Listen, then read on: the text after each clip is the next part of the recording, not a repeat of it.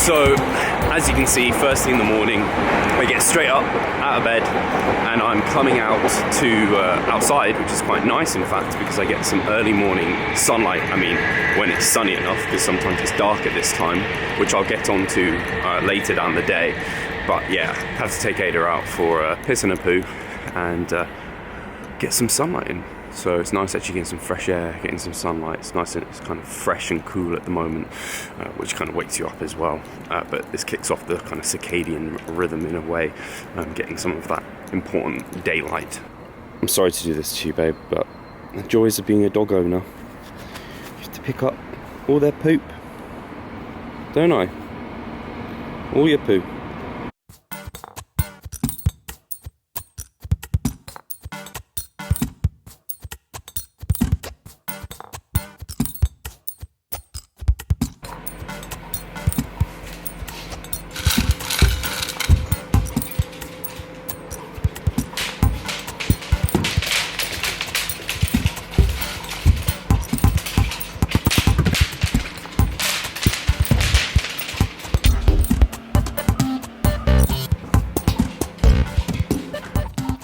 This is where I work, sat down here, and this is my SAD light, so seasonal affective disorder light. And essentially what this has is a few modes. So it has slightly less light, like kind of, again, slightly less light. And this is 10,000 lux. So this is how they measure like light. And this is not anywhere near as strong as sunlight, direct sunlight, but it's pretty good. So I have that shining on my face while I do like client check-ins and things on my laptop.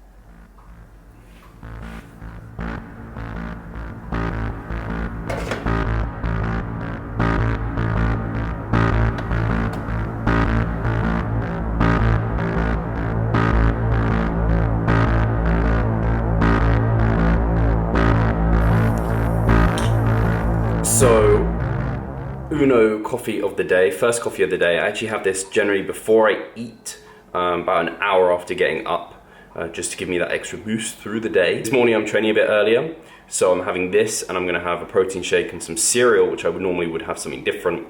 But also there's some evidence to suggest kind of chrononutrition, having more of your carbohydrates and more of your calories total earlier in the day may be better as well.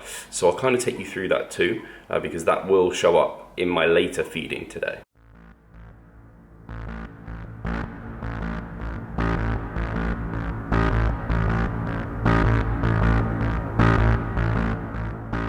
Just came back from the gym and quickly was on a podcast with Greg Potter, which you can look forward to coming out in the next weeks. He is a sleep researcher, he has a PhD in sleep, and it was a fantastic chat. We went over things such as melatonin, talking about dosing, kind of for sleep onset, for kind of sleep through the night. You can get like delayed release melatonin for jet lag, and then talked about a lot of things in terms of like exercise timing and everything like that. So you can look forward to that coming out. And now I'm gonna have my post-workout from my previous session. Yeah. So I've come out for another walk with Ada, and this is, well, it's like 1:30. I normally come out about 2, but it's quite important. As I mentioned, I have the SAD light, the seasonal affective disorder light.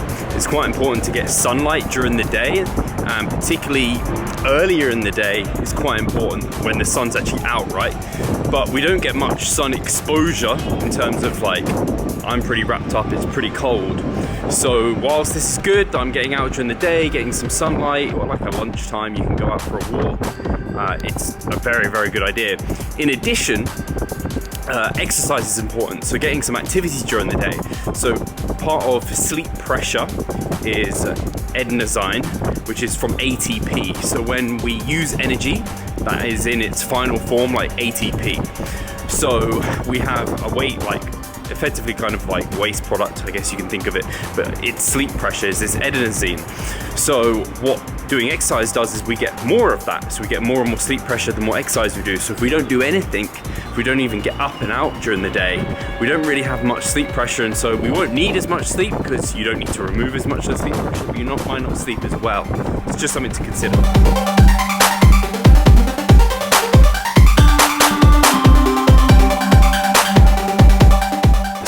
else to be aware of, sleep routine as it were, is caffeine. So I talked about adenosine before and how that sleep pressure, what caffeine does is it blocks adenosine sites.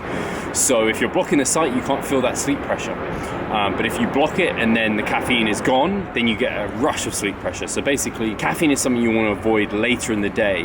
On average, the half-life of caffeine is going to be 6 hours. So if you have a 300 milligram pre-workout, then that's still going to have 150 milligrams to your system 6 hours later. There's huge individual difference here. You certainly want to think about capping your caffeine at least 6 hours before bed, if not more like 10 hours before bed. And you have to think about how much caffeine you're consuming as well. Greg Potter, as I've said before, has recommended 2 milligrams per kilo of caffeine total. And there might be at times for performance reasons, you go up to the 3 to 6 milligrams per kilo. But that's probably not something you want to do all the time. So it's just something to be aware of is your caffeine usage through the day and a caffeine cap so that it doesn't impact your sleep later because of that sleep pressure.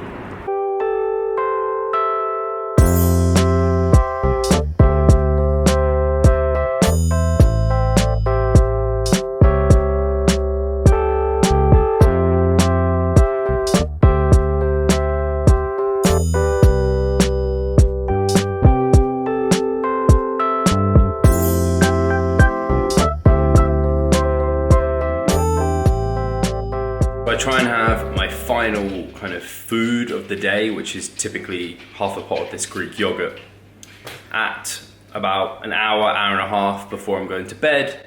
And then you'll see later I have some magnesium, which is good because I want to separate my magnesium consumption with calcium, which is what this Greek yogurt is going to be, because they kind of fight for absorption.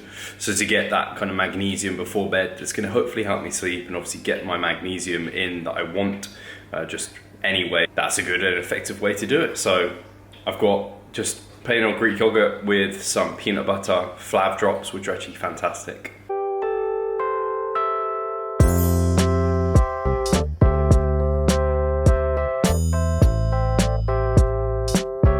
Typically, I wouldn't have such a light on at this time, but I've got my blue light blockers on.